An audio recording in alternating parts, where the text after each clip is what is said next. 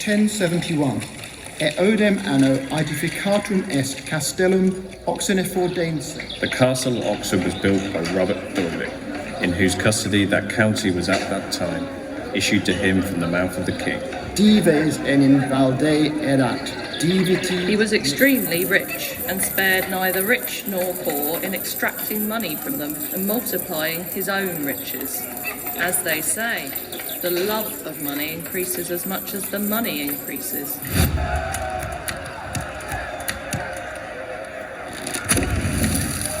I now attempt to give a clue to the labyrinth of events which occurred in England during 1141. King Stephen burned the city of Oxford and laid siege to the castle, In which was the Empress Matilda with her guards. After a long siege, with food running out, The Empress, meeting with an opportunity of escape, took advantage of the dark night, the white snow, and in white linen crossed the frozen River Thames. Through the midst of the king's guards, she travelled on foot nearly 6 miles through snow. to a place of greater security. It is undoubtedly one of God's miracles. In the space of 12 days, 300 people have died from jail fever. In July, the warden issued the decree called the holding of assemblies and feasts, so the disease should not become widespread because of a crowd coming together. It is without doubt a time most calamitous and filled with grief.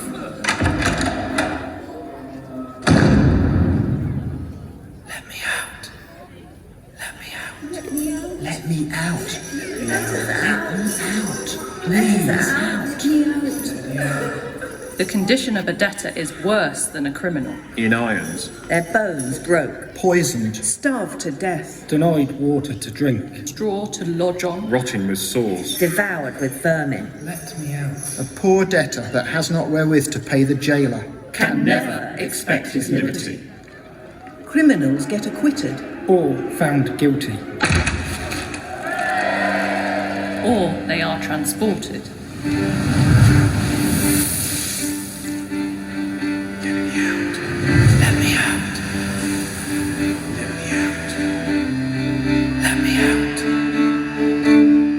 Oh dear, what a fuss now is made in each town, and building new prisons and pulling old down. In the days that are past they could make old ones do, but now they're not built unless they are new. Oxford Jail Report 1777. Debtors' apartments small, and not enough of them. For lodging on their own bed, the debtors pay 1 shilling and 6pence per week. The courtyards for felons and debtors, much too small. The jailer has a spacious garden. The appointment of Mr. Daniel Harris to be governor and keeper of the castle jail is unanimously approved.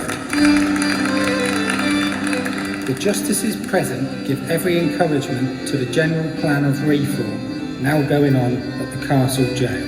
The lodges and the gateway were built entirely by the convicts. This proves that many are reclaimable and not so entirely abandoned as some are apt to suppose. Step in, young man, I know your face, it's nothing in your favour. A little time I'll give to you, 6 months unto hard labour, to my hip for the day.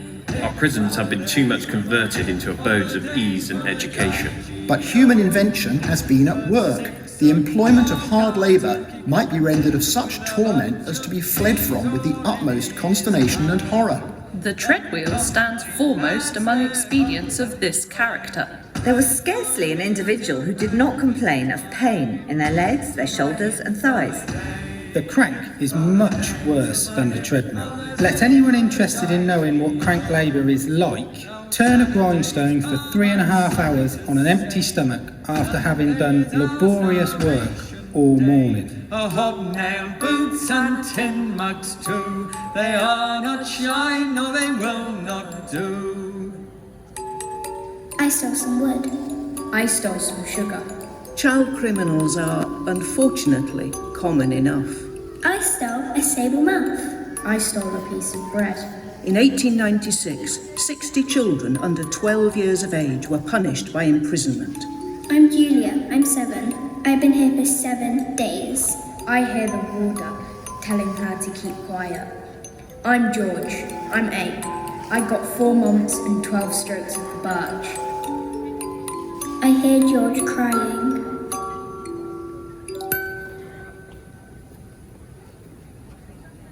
Does the prison regime have the effect intended, namely reform of the prisoners? I regret facts and figures prove it does not. Prison life is as cruel and unnatural today as it ever was. The 19th century, after years of failure, does not practice a better system. Men come to prison as punishment, not for punishment. Oxford Prison is full. 81 prisoners live 3 in a cell, 6 officers sleep in the gymnasium. When does the Secretary of State expect to close Oxford Prison as promised? Not until sufficient suitable accommodation is available elsewhere.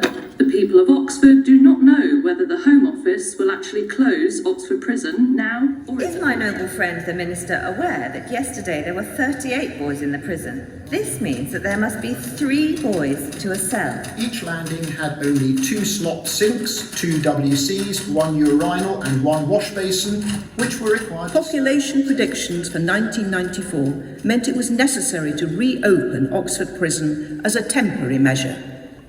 It is proposed to close the prison by the end of 1996 and to sell the buildings and site back to Oxfordshire County Council in accordance with a 19th century legal agreement.